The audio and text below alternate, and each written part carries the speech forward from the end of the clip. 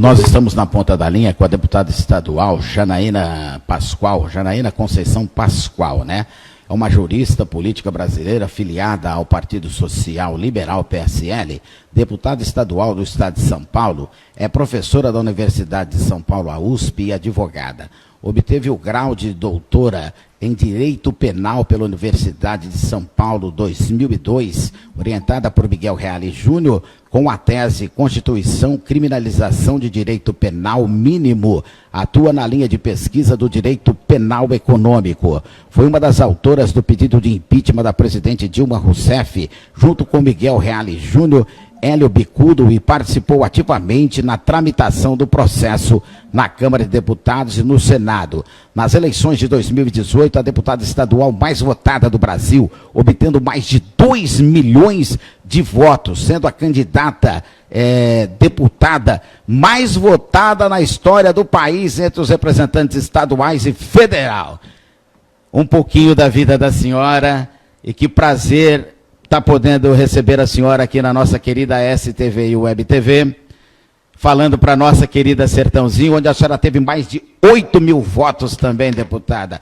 Bom dia, prazer em receber essa mulher forte, guerreira que é a senhora. Eu tenho acompanhado o trabalho da senhora aí. Não tem medo de briga não, viu? Ela vai para cima, gosta de guerra, gosta de luta, inclusive dentro do partido. Bom dia, deputada, tudo bem?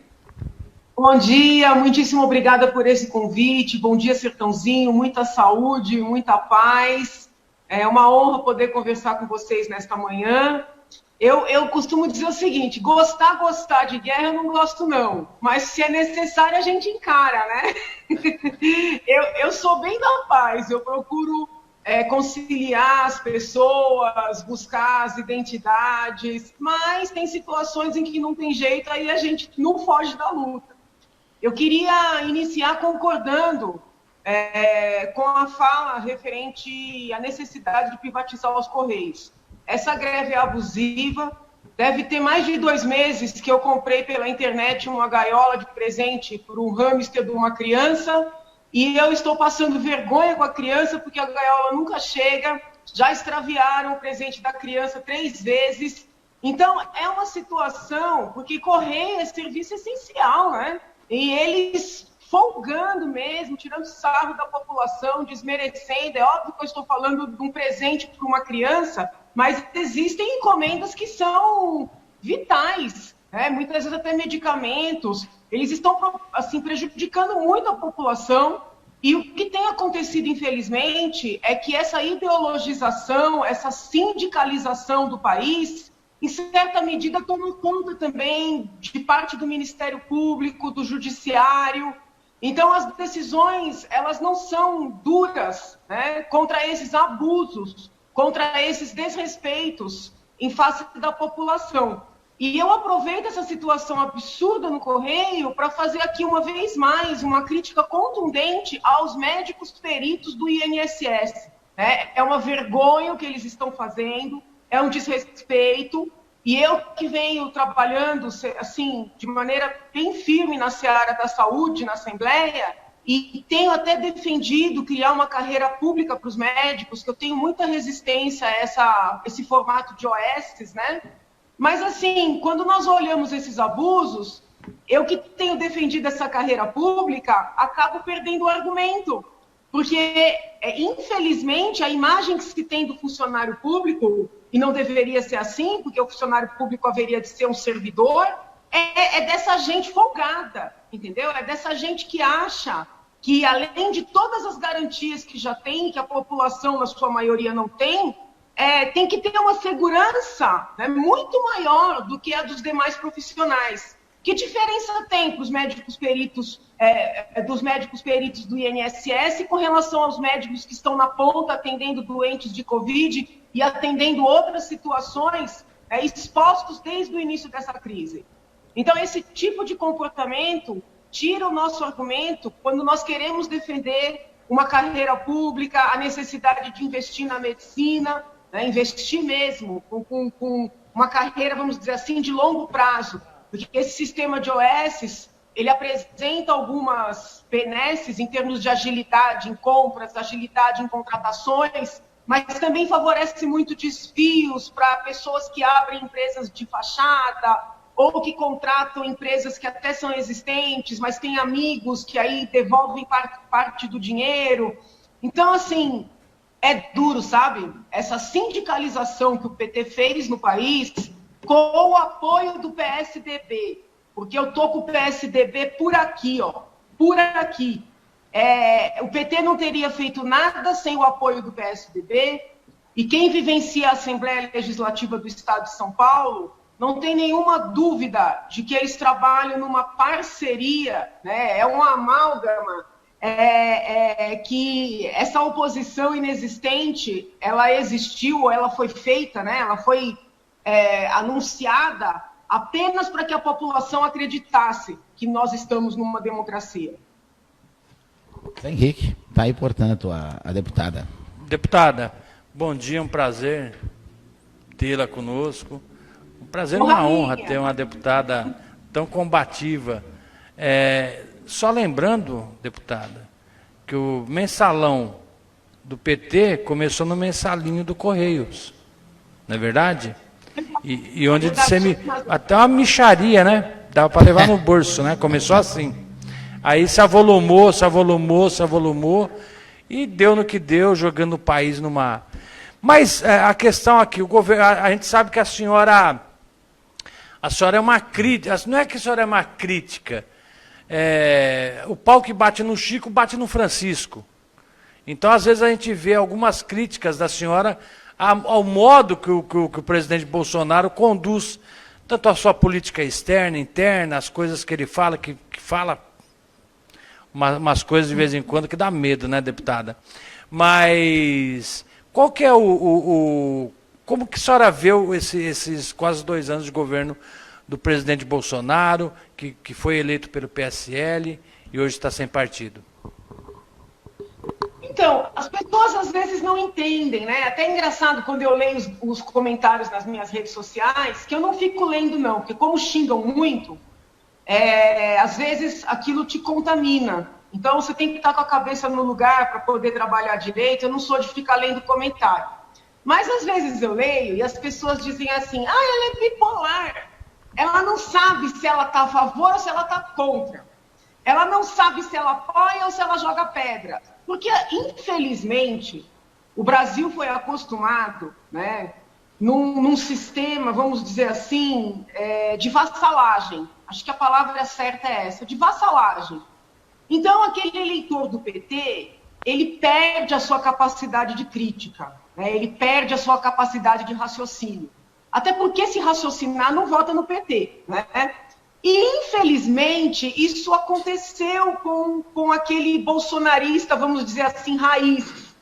Eles acreditaram, ou ainda acreditam, que para fazer frente ao petismo, ao psolismo, que não deixa de ser um petismo estendido, que é necessário também aplaudir tudo, defender tudo. E esse tipo de comportamento vassalo foi o que eu critiquei a minha vida inteira, né? Dentro da universidade pública, que é um ambiente completamente dominado pela esquerda. Eu não funciono assim. Agora, eu até entendo que as pessoas não compreendam, porque, infelizmente, eu percebo que na política é assim, né? Não raras vezes um colega senta do meu lado e fala, eu não queria votar desse jeito, mas o líder da bancada mandou, ou o chefe lá, o presidente do partido telefonou e me mandou votar assim ou assado. Eu não consigo conceber, sabe? De você falar uma coisa na tribuna, sentindo outra, pensando outra. Então, eu sou muito transparente com relação às minhas convicções, né? Se o governo apresenta um projeto com o qual eu concordo, não importa se esse governo é federal, estadual, municipal, se foi o candidato em quem eu votei ou não. Eu não vou falar mal de um bom projeto para a população porque está sendo apresentado por alguém ou de quem eu não gosto, ou de um partido com o qual eu não compartilho.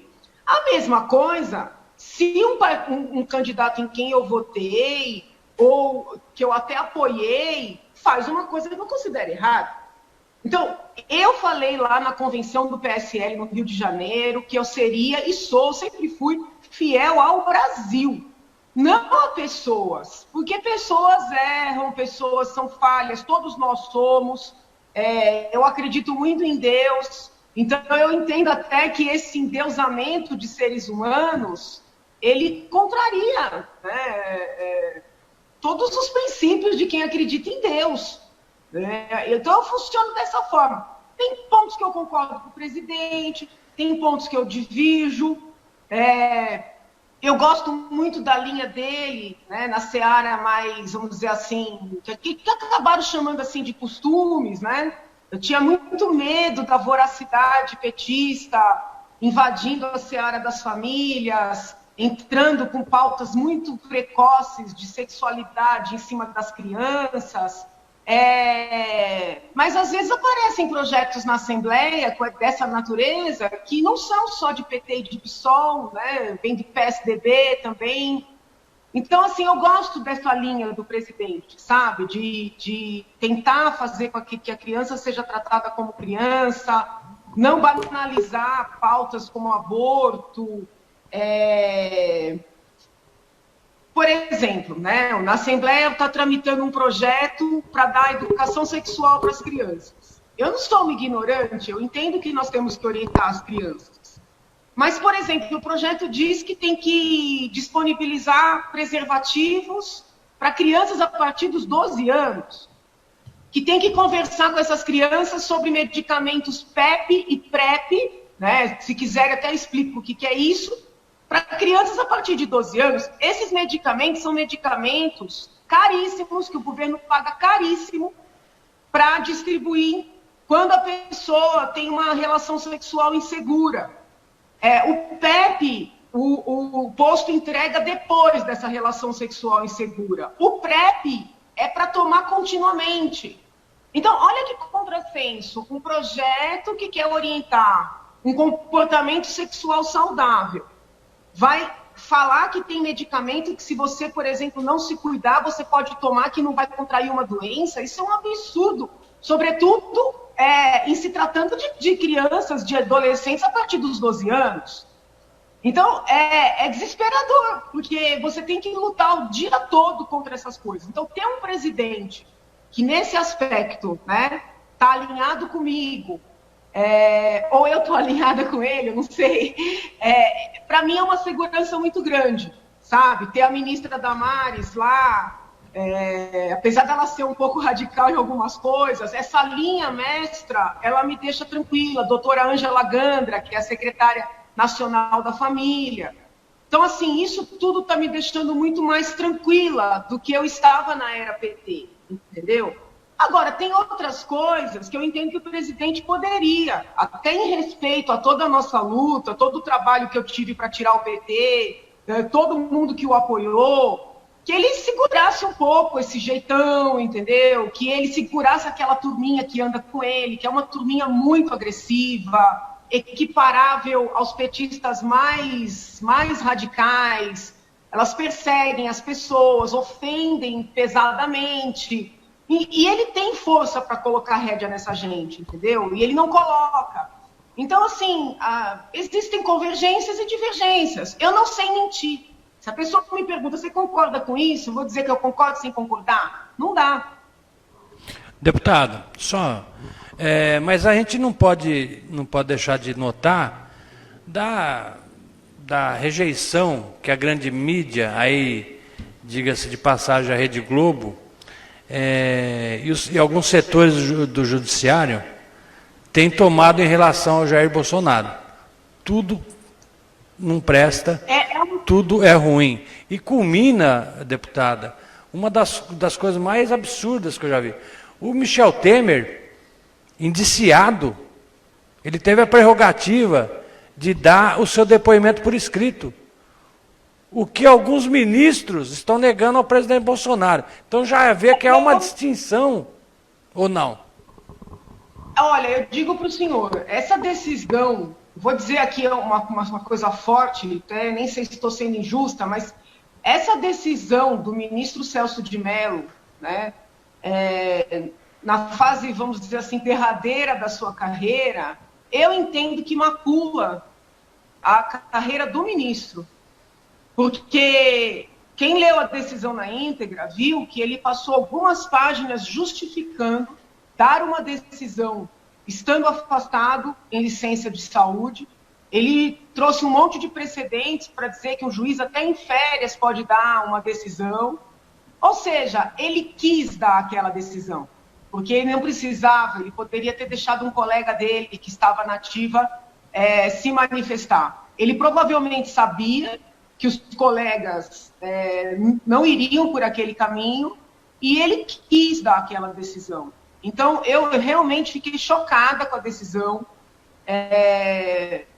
Compromete, a meu ver, a carreira do ministro, que sempre foi visto como técnico, mas ali se mostrou não técnico. O presidente Temer, né, o ex-presidente Temer, quando ele pediu para prestar depoimento por escrito e foi autorizado pelo ministro Barroso, que sabidamente tem uma linha, eu vejo assim pelo menos, mais para a esquerda do que para a direita, né? Então, não teria por que o ministro Barroso favorecer o ex-presidente Temer. E nós estávamos diante de um caso, que os senhores vão se recordar, em que um assessor direto do ex-presidente foi encontrado com uma mala com 500 mil reais na porta de uma pizzaria. E outras tantas acusações graves envolvendo o Porto de Santos. Então, assim, ali nós tínhamos crime. Então, assim, nós tínhamos crime, nós tínhamos evidências materiais, 500 mil reais dentro de uma mala, do homem mais de confiança dele, e ainda assim um ministro que flagrantemente não tinha nenhuma identidade com ele, né, concedeu a prerrogativa do cargo. Porque prestar depoimento por escrito não é um favor para a pessoa. Isso a gente aprende muito nos primeiros anos da faculdade de Direito. É uma prerrogativa do cargo, é para você não diminuir o cargo, né? Não fazer a pessoa que está no alto da presidência da República passar uma humilhação. Então, assim, é um absurdo, sob o ponto de vista do atentado à prerrogativa, mas é ainda mais absurdo porque no inquérito, esse inquérito maluco, desculpa usar um termo não técnico, da intervenção na Polícia Federal, da interferência, não tem crime nenhum. Eu li os depoimentos dos delegados, eu faço questão, sabe, de pegar os documentos. Não tem crime nenhum. Então, esse inquérito, ele não deveria sequer ter sido instaurado. Ele já era para estar arquivado há muito tempo. Então, o senhor tem razão quando diz da perseguição da imprensa, porque, por exemplo, muitos são os blogs, os sites, os jornalistas, que quando o PGR dá algum sinal de que vai pedir o arquivamento desse inquérito, dizem assim, Aras passando a mão na cabeça de Bolsonaro. Desculpa, não é nada disso. Esse inquérito não era nem para ter sido instaurado. É também prerrogativa do presidente da República escolher o delegado-geral da Polícia Federal. O que aconteceu ali é que havia uma tratativa entre o presidente e o ex-ministro Moro, que é um homem que eu sempre admirei e sigo reconhecendo a capacidade técnica dele. Eles haviam combinado que o ministro ia tomar as decisões. Então, o ministro se sentiu invadido, ficou preocupado com o jeito do presidente, quis entender, ele ficou assustado. E eu entendo, gente, você pega um rapaz que entrou na carreira da magistratura com 23 anos, né? Viveu dando ordem. Imagina a força que tem a caneta de um juiz federal, sobretudo um Moro. De repente, dizem para ele que ele vai ter carta branca. E vem um presidente como Bolsonaro, Bolsonaro é um trator. Né? E não, é assim, eu quero isso, eu quero aquilo. Para você colocar o freio em Bolsonaro, né, não é brincadeira. E então, a senhora era para ser vice dele, hein?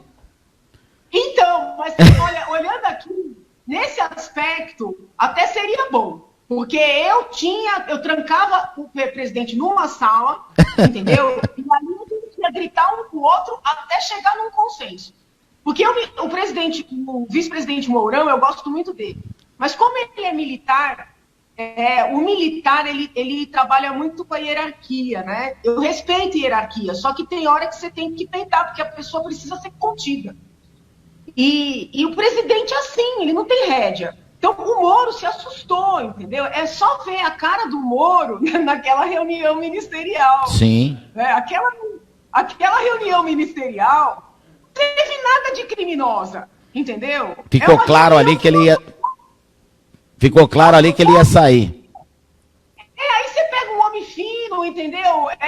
Que teve o poder da caneta a vida inteira, coloca ali, é claro que o homem vai se assustar. Então, foi um problema de incompatibilidade, mas crime não tem. E tá essa palhaçada, desculpa, uma palhaçada em torno do inquérito que não tem crime. Deputada, Pois não.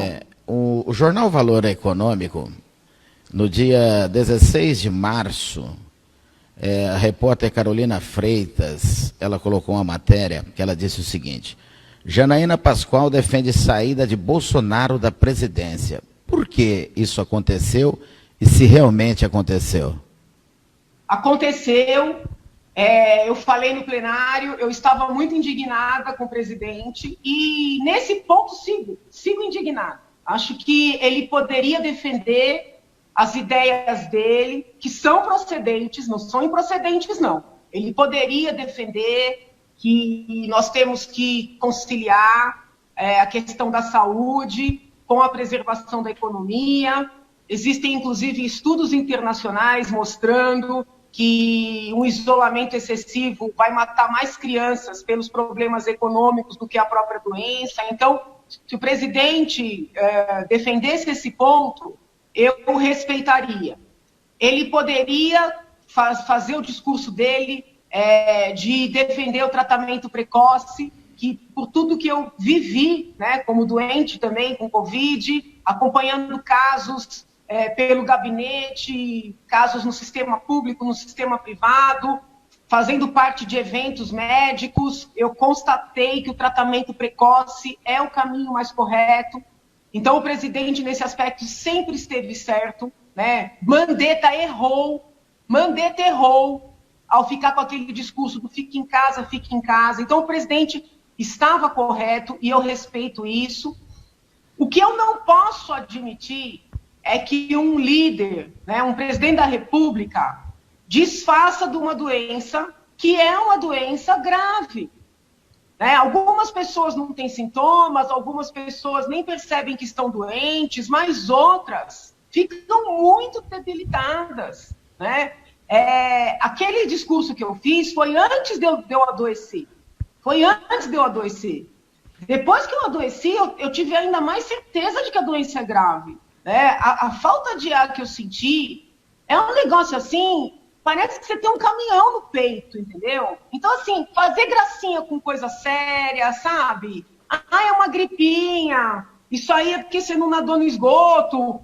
Não pode, isso é incompatível com a importância do cargo. Então, a minha briga com ele ali, que eu perdi a cabeça mesmo, foi porque eu achava que ele podia defender tecnicamente as ideias dele, que tem respaldo, inclusive internacional, mas não incentivando as pessoas a um comportamento inseguro. Né? Então, foi isso.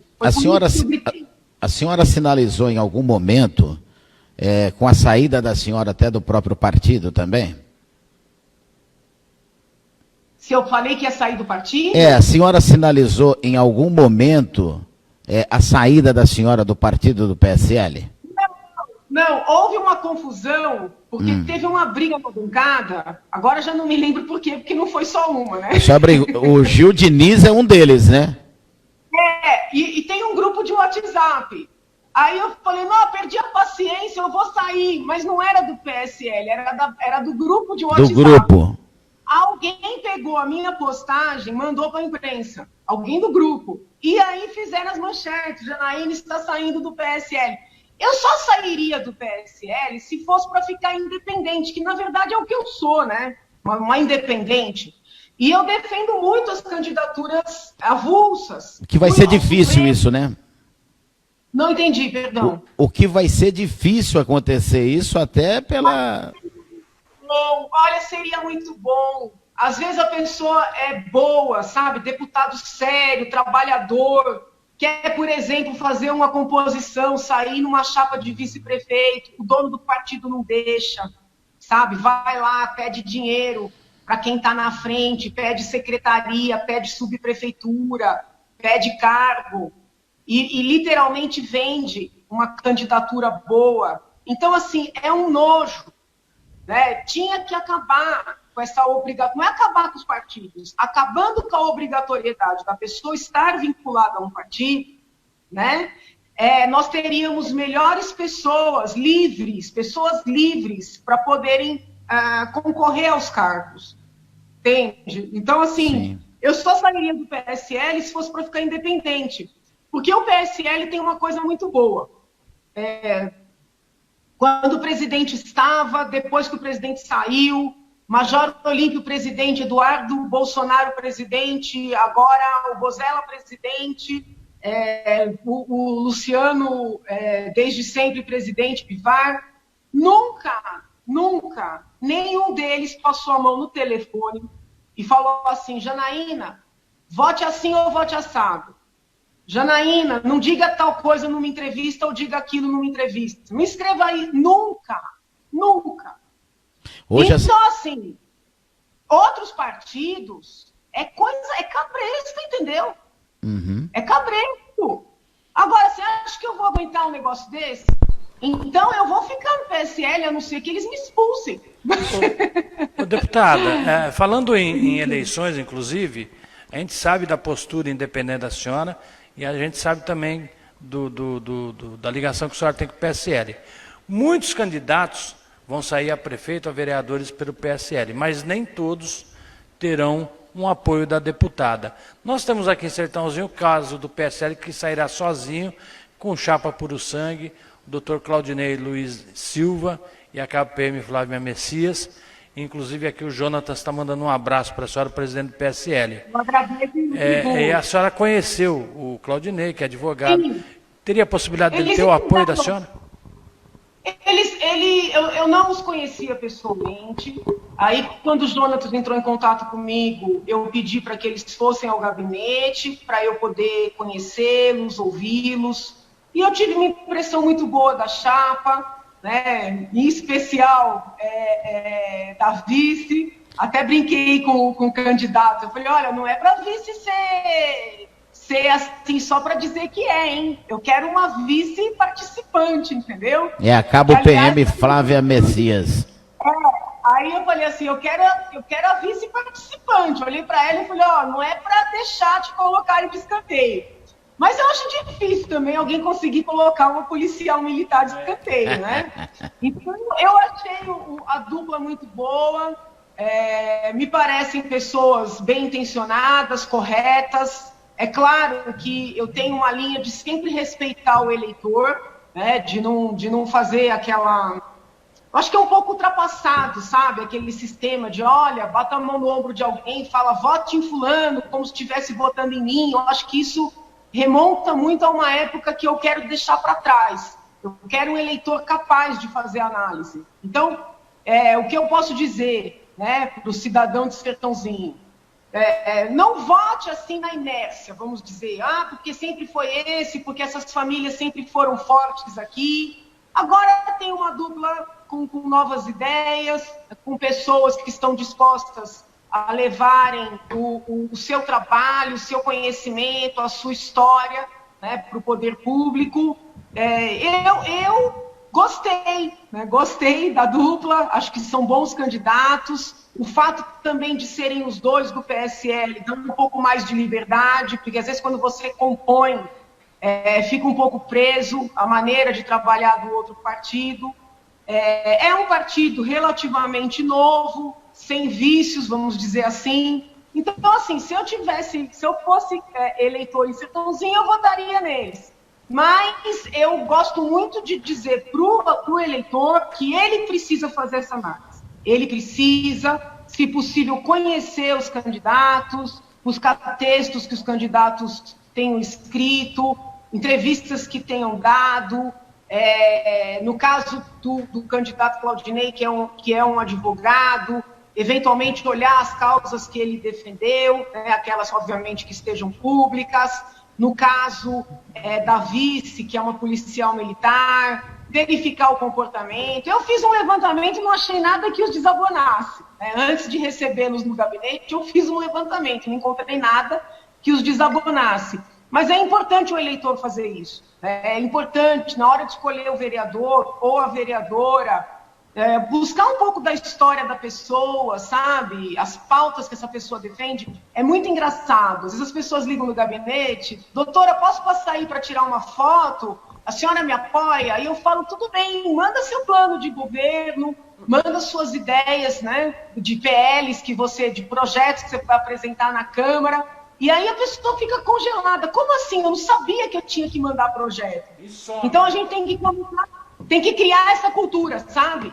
Né? Ser vereador, ser prefeito, ser vice-prefeito, prefeita, não é só uma questão de querer. Né? Tem que mostrar o que é que você quer. Né? Para que você quer? Qual é a sua finalidade? Deputada. Então, assim, se eu tivesse um eu votaria neles. Mas eu prefiro passar não uma mensagem de, olha, vote porque eu estou dizendo para votar, mas uma mensagem de amadurecimento do eleitor, né? Seja de Sertãozinho, seja de São Paulo, principalmente do Brasil. Deputada, só para fechar com a senhora, hoje a senhora está mais alinhada com, é claro, né, deve estar porque é do partido da senhora, hoje o presidente está sem partido, mas a senhora está mais alinhada com o Major Olímpio, que também soltou os cachorros para cima do Bolsonaro, né, inclusive da família inteira, chamou até o pessoal de bandido, né, que ele não tem bandido de estimação, né, ele, inclusive nesse programa, ele falou com a gente. A senhora está mais alinhada com ele, ou a senhora está mais alinhada com o governo do Bolsonaro? E outra coisa, a senhora tem sido estimulada pelo partido da senhora, a gente sabe disso, a ser candidata à presidência da República em 2022. Né? Eu queria que a senhora respondesse essas duas perguntas para a gente finalizar com a senhora. Então, primeira coisa, quando o Major fala do bandido de estimação, é que o Major tem aquele jeitão também, né? Não é fácil segurar. Mas ele está falando do Flávio Bolsonaro.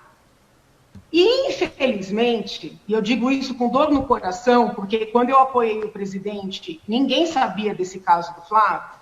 Infelizmente, tudo indica que a coisa ali foi grave, entendeu? Então, quando o Major faz essa consideração e bate de frente com o presidente, é porque ele não aceita blindar o Flávio. E nesse aspecto, o Major está certo, né? Não tem o que fazer, o próprio presidente falou Brasil acima de tudo.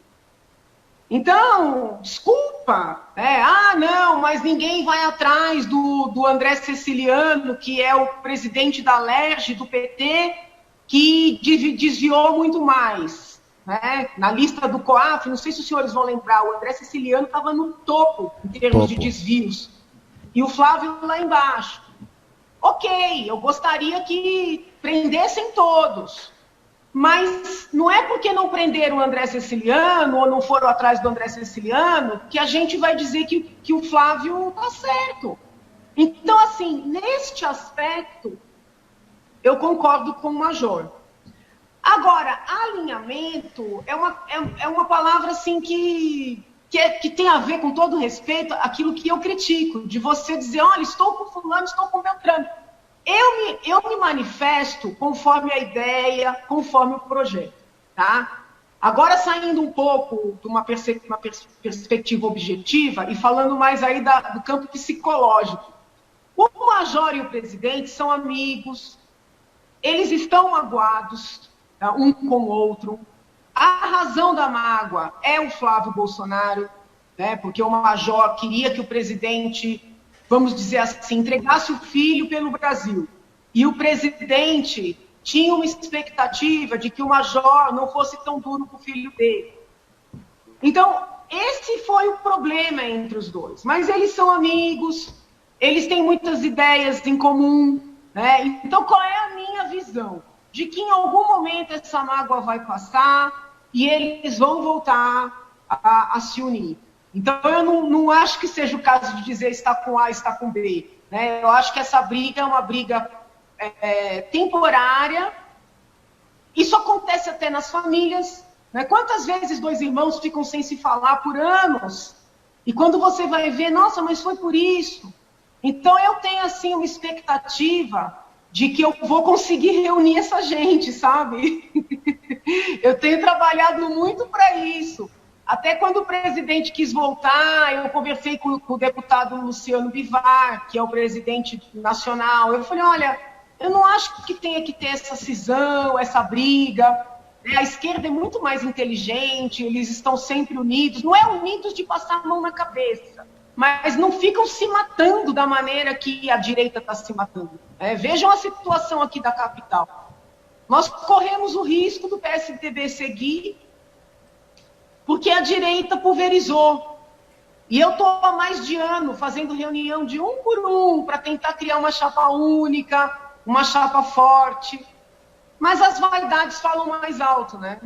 Ou os sonhos também, não vou querer criticar o sonho das outras pessoas. E para 2022, a senhora vem como candidata à presidência da República? Porque o partido sinaliza para isso. O futuro não existe, né? Existe o presente. Então, o que eu sei hoje é que eu quero ter, se Deus permitir, saúde para cumprir o meu mandato, que foi esse o compromisso que eu assumi com a população. E o futuro a gente deixa para o futuro. Queria aproveitar o ensejo para dizer que está em trâmite na Assembleia um projeto gigantesco de autoria do governo, né, do governo do Poder Executivo, e é um projeto que mexe muito com a vida das pessoas. Ele quer aumentar impostos, quer extinguir serviços, sem indicar o que vai colocar no lugar. Então, eu estou obstruindo esse projeto, pretendo mesmo usar todos os instrumentos regimentais para obstruir esse projeto. É um projeto que faz uma reforma administrativa, mas também uma reforma tributária, e eu entendo que, tirando um ou outro ponto positivo, o projeto prejudica a população, sobretudo a população mais carente. E quando um dos senhores falou da imprensa, né, que persegue o Bolsonaro, eu, nesse pouco tempo que eu estou na Assembleia, eu percebo que, ao mesmo tempo que a imprensa persegue Bolsonaro, ela blinda o PSDB. Porque esse projeto está sendo anunciado pela imprensa como sendo, sabe, uma modernização da máquina estatal, e que os deputados que estão contra porque tem algum interesse, e não tem um jornalista que vá olhar o detalhe, que veja que a população está sendo prejudicada, que faça perguntas básicas ao governador, ao vice-governador, que manda muito. Tem hora que a gente acha que manda mais do que o governador. E então, assim, infelizmente, todo o foco da imprensa, aí eu não sei porquê, não sei se é ideológico ou se são essas verbas de publicidade astronômicas, né, que o PSDB sempre destinou para publicidade, mas, assim, São Paulo aqui tem uma blindagem forte, e eu não estou aqui fazendo discurso político-eleitoreiro ou político-partidário, porque houve momentos em que eu votei a favor, depois de melhorar os projetos do governo, só que até para que nós possamos melhorar os projetos do governo, é necessário que os técnicos do governo se disponham a dar explicações, a trazer dados, e não é isso que está acontecendo, né? Então, assim, eu vou dar um exemplo. Eles querem extinguir com esse projeto, é o projeto 529 de 2020, o IMESC. O IMESC é o órgão que faz todos os laudos de investigação de paternidade no estado de São Paulo. Em regra, são atendidas famílias muito carentes, né? É um órgão que traz cidadania. Eles querem extinguir. Está escrito na justificativa do projeto que quem vai fazer o trabalho do IMESC é a Secretaria de Segurança Pública. Eu visitei o IMESC, visitei o IC, né, que é o Instituto de Criminalística, que teoricamente seria o local onde os laudos passariam a ser feitos. A verdade é que nem o secretário da pasta estava sabendo dessa possível alteração. Então, eles fazem as propostas, não trazem dados. Eu estou muito decepcionada, e isso aqui não é discurso eleitoral, com o governo do Estado de São Paulo. Falo como cidadã, não só como deputada. Tá certo. Deputada Janaína Pascoal, muito obrigado pela presença da senhora aqui conosco. A senhora continue nos representando a cidade de Sertãozinho, representando o povo paulista. E nós estamos com a nossa emissora à disposição, a senhora falando para toda Sertãozinho e toda a nossa região aqui. Muito obrigado pelo carinho, pela disponibilidade que a senhora teve de estar conversando conosco nesta manhã de terça-feira, que está chovendo aqui na nossa cidade, graças a Deus, depois de 105 dias. A primavera daqui a pouco começa às 10h31 e começou realmente com chuva. E com a presença da senhora, né? Deus abençoe vocês, Sertãozinho, que todos estejam bastante esclarecidos na hora do voto, né? Cuidem da saúde e eu estou sempre à disposição também, tá bom? Beijo grande. Obrigado, um abraço para a senhora também, tá?